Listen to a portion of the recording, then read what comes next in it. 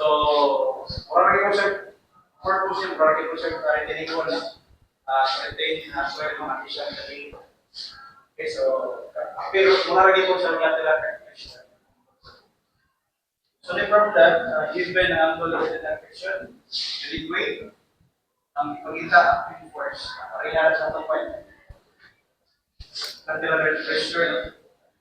So, nakay, so, pilay force na mo suot sa retaining wall or sa sheet pipe.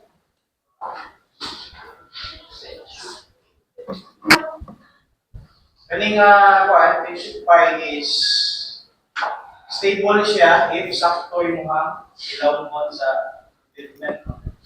Unlike sa retaining wall is nagdepende siya sa weight, weight sa retaining wall. Kasi depende siya sa ilaw mo para mas stable na sorry.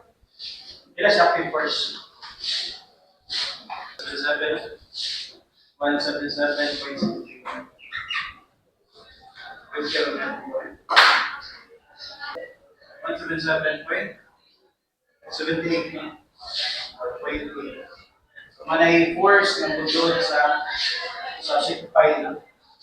Then, number 2 is passive force. No? Passive force, mapoy mapugong. Mapoy mapugong.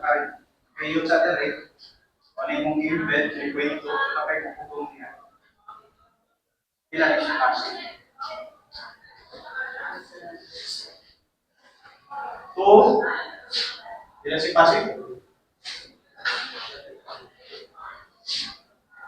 Una siya mapugong na.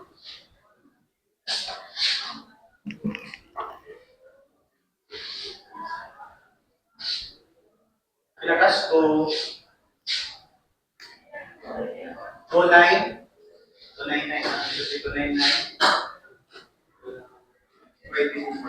so, para matala ulit naman kita pa solusyon. So, nakuha na 299. Number 3 is theoretical passive force that must be mobilized.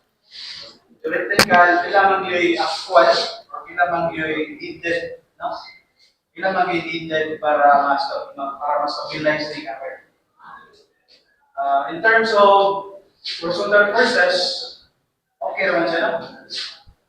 Napo si passive, hindi siya required. Pero ang ipakita is theoretical passive force, no? So, hindi program mo moment pa. Pilagi needed, no? For internal siya. So, theoretical passive force, so, kita mo, summation moment 6.8, no? So, summation moment at 0.7. So, nakakay active force, no? Galing? Kaya ng value, that is multiplied by, kila ganyan yung location, regular force, no? H over 3. So, nani value is equals to passive. Kanyan yung kita. This is 3.2 divided by 3. Ila sa ni? Ila si passive. Ila yung needed yun.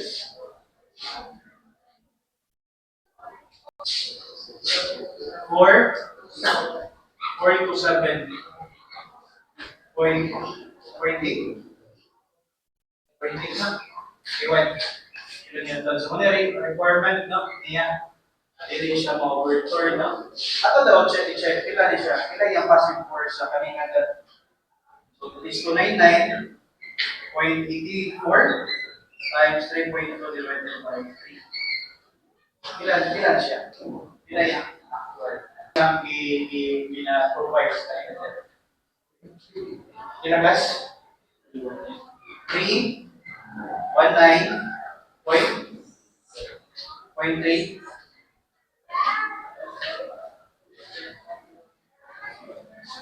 Newton per meter, no? Ano yung support?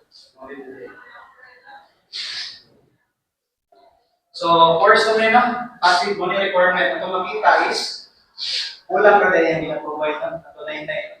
So, kulang dahil yung that. Okay? So, kaya corresponding dyan kami. Ayan na lang. Ito, question din. So, kung makita class, kulang already 299 na. 299. So, kulang. Kulang ka nag-investigate. So, here's that.